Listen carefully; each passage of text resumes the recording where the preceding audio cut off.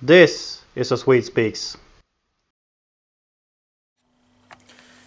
It's time to talk about this week in Sweden. So let's get started with that. 1 week ago, on March 23rd, 2018, the Swedish government declared that they are going to carry on with banning older cars in the cities of Sweden. In the city centers, only diesel cars were classified as Euro 5 and 6, and gasoline cars, including hybrid cars, classified as Euro 5, will be allowed. In practice, diesel cars older than 2015 and gasoline cars older than 2009 will be banned. In Uppsala, in the province of Uppland, to the north of Stockholm, city bus drivers in Uppsala demand not to have to check if their passengers have tickets. The reason for this is that drivers have been threatened and violently attacked. Örebro, in the province of Närke, between Stockholm and the border to Norway. A 21-year-old Afghan citizen was sentenced to 2 years in prison for having raped a 13-year-old girl that he had given large amounts of alcohol before he raped her. The prosecutor wanted the man to be deported, but since the man claims to have converted to Christianity, the court decided against deportation. In a debate article in the mainstream media outlet Aftonbladet, Janine Alm Eriksson, gender equality spokesperson for the Green Party, said that Polish women should be given subsidized abortions in Sweden. The Green Party is one of the two parties in the Swedish government.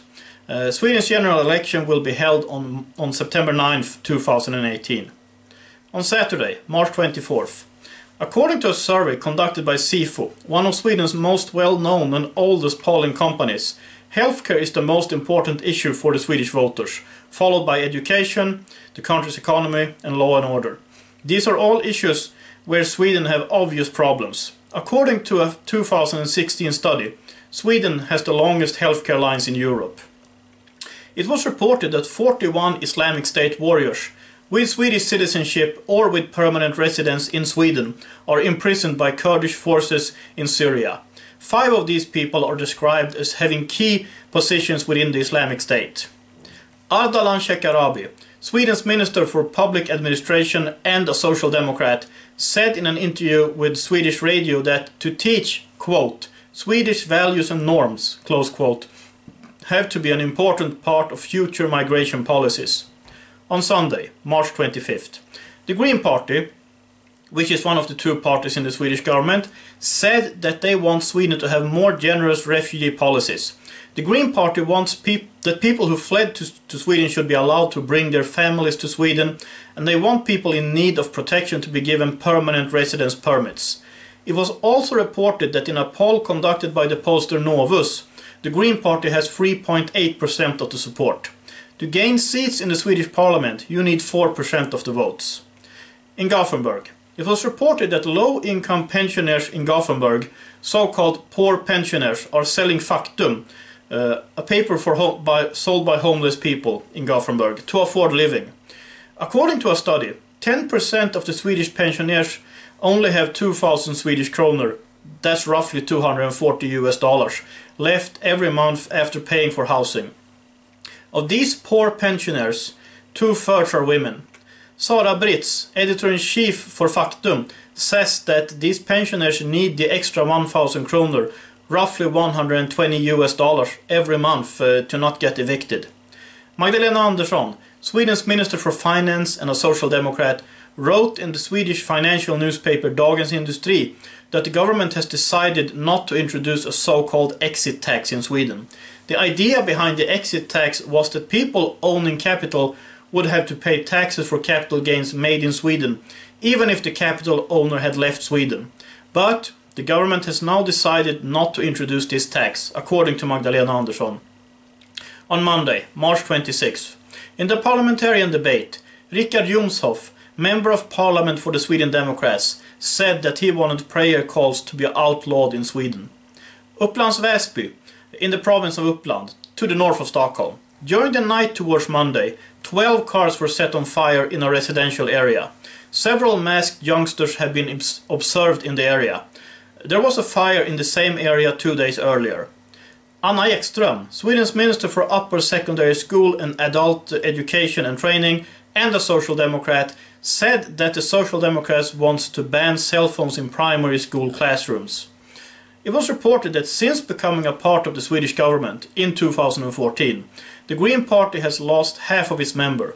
In 2014, the Green Party had slightly more than 20,000 members. Now they have about 10,000 members. Peter Eriksson, Sweden's Minister for Housing and Digitalization and a Green Party member, said that, quote, "So far it has been too easy to say anything online," close quote. Together with Justice Minister Morgan Johansson, a Social Democrat, Eriksson intends to discuss with Google and Facebook. Eriksson and Johansson are opening up for new legislation to regulate social media. Eriksson wants to stop so-called troll accounts. He wants everyone to use their own names on social media. Anders Ygeman, leader of the Social Democrat group in the Swedish Parliament, said that the Social Democrats want stricter rules to stop religious and political extremists from traveling to Sweden to spread hateful messages. The Social Democrats propose that hate preachers and other extremists should be denied entry to Sweden. Ygeman says that, quote, "It is about hate and threat preachers within religious circles, like Muslim extremists or Christian extremists, and it could also be about right-wing extreme circles," close quote. The National Library of Sweden paid 2.4 million Swedish kroner, roughly 288,000 US dollars, to a Danish antique seller for a copy of the book Gesta Danorum, which is Latin for Deeds of the Danes. The book is a famous work of Danish history, but what the National Library really paid for was the handwritten notes on the pages, made by the book's previous owners. The book once belonged to Olaus and Johannes Magnus, who were brothers and Roman Catholic historians who later wrote several Swedish books. They were in Stockholm in November 1520 when Christian II, then King of Denmark, Norway and Sweden, ordered a mass execution in Stockholm Old Town's Grand Square, Stortorget. The notes in the book say, quote, "Over 120 people, 2 bishops, knights, nobles, councillors and citizens, he had them decapitated. I, Olaus Magnus, Canon of Linköping, saw everything with horror." The Stockholm bloodbath eventually led to a revolt in Sweden, and to Sweden leaving the Kalmar Union consisting of Denmark, Norway and Sweden to become a nation-state. On Tuesday, March 27th, in Gothenburg, it was reported that the city of Gothenburg employs 236 communicators. Their job is, according to license payer-funded SVT, to inform and control which view citizens have of Gothenburg. This costs the city almost 500,000 kroner, roughly 60,000 US dollars, every day.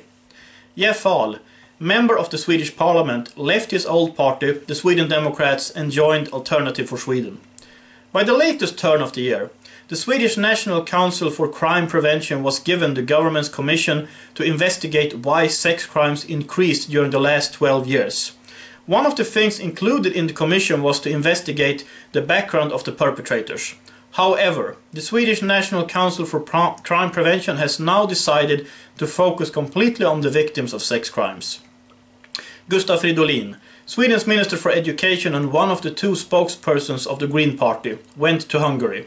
He went there to meet the Green Party's Hungarian sister party and to respond to claims about migration and Sweden made in the Hungarian election debate.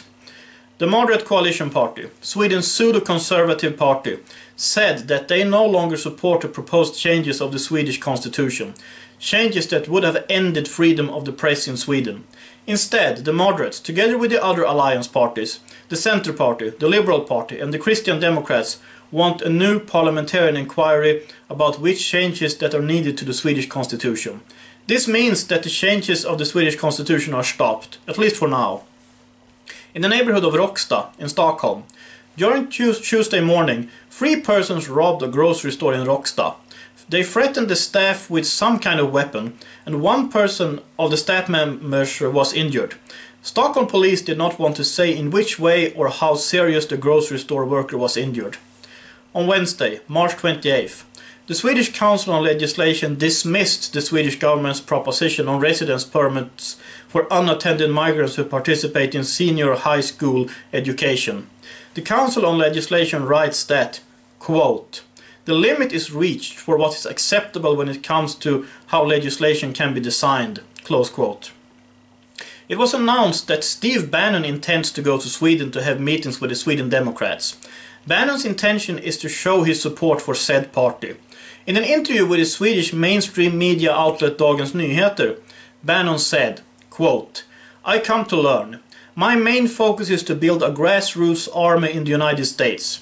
But you Swedes stand at the front line of what is going on. The populist nationalist revolt against the establishment has become a dominating part of European politics." Close quote. In Kalmar, in the province of Småland, in the southeast of Sweden, 2 men were charged for raping a 40-year-old woman. She was attacked in the middle of the night and raped some time ago by 3 men. From the woman's information, police suspected that the men were living at a home for unattended migrants, but the home refused to help the police. The home was supported in their denial to help the police by the administrative court. However, 2 of the suspects have been identified anyway. Both of them are from Afghanistan, and they refuse to identify the third attacker. The prosecutor demands that they are deported after serving their time. Less than 10% of Sweden's construction workers are women. The Swedish government wants to change that. According to the government, an uneven gender distribution and sexist workplace culture excludes women from the building trade. The government's goal is that 25% of the people being hired in the building trade should be women. In Trollhättan, in the province of Västergötland, in the west of Sweden, the oldest person in Scandinavia, Alice Östlund, died during the night towards Wednesday. She was born on December 8, 1906 in the province of Hälsingland in the northeast of Sweden. Since 2007 she participated from time to time in the Swedish radio station P4 Väst, which means P4 Western Sweden, giving her view on world events. On Monday, Thursday, March 29th, the Swedish Migration Agency and the Swedish National Board of Health and Welfare launched a leaflet directed to people married to children. The leaflet, which was only in Swedish, talked about child marriages as inappropriate, but did not mention that being married to a child in Sweden should land you in jail and perhaps get you deported. After massive criticism, the leaflet was retracted. I commented on this in my live stream yesterday. Last year, on August 31st, the Swedish policeman Ted Eriksson was stabbed while patrolling the Södermalm, Stockholm area where there was a demonstration against deporting Afghans from Sweden. Eriksson survived the attack, and now his attacker has been sentenced to 5 years in prison, to pay Eriksson 100,000 Swedish kroner, that's roughly $12,000, and to be deported from Sweden. And today, on Good Friday, March 30th, according to license payer funded SVT, who has contacted Sweden's 290 municipalities, at least 23 of them are paying out welfare benefits to illegal aliens. 244 of the municipalities responded to SVT's questions, and some of them only gave temporary destitution aid, while others were giving welfare benefits more permanently. Among the municipalities paying out welfare benefits to people being denied residence permits in Sweden are Stockholm, Gothenburg and Malmö. In the Swedish podcast Schulman Show, Norwegian TV show host Fredrik Skavlan, who hosts the Swedish-Norwegian TV show Skavlan, stated that Sweden is obsessed with gender. This was a response to Fredrik Skavlan being criticized for asking the Swedish swimmer Sara Sjöström if she was paying someone to help her clean her home. Sjöström said that she did not think Skavlan's question was sexist, but Skavlan was criticized heavily by others in the Swedish mainstream media, and now Skavlan fires back with saying that Sweden is obsessed with gender. Those were some of the stories that came out of Sweden this week, from Friday, March 23rd, 2018, until Good Friday, March 30th, 2018. And that's what I have to say about that. And now I hope that you're all having a nice Easter. I also want to thank everyone who supports my work. And if you like what I do, if you think what I do is important, please consider sending me $1 or $2, or 10, or 100. That's always greatly appreciated. I intend to live stream tomorrow, Saturday, March 31st, 1 p.m. Pacific Time, 2 p.m. Mountain Time, 3 p.m. Central Time, 4 p.m. Eastern Time, 9 p.m. Western European Time, 10 p.m. Central European Time, 11 p.m.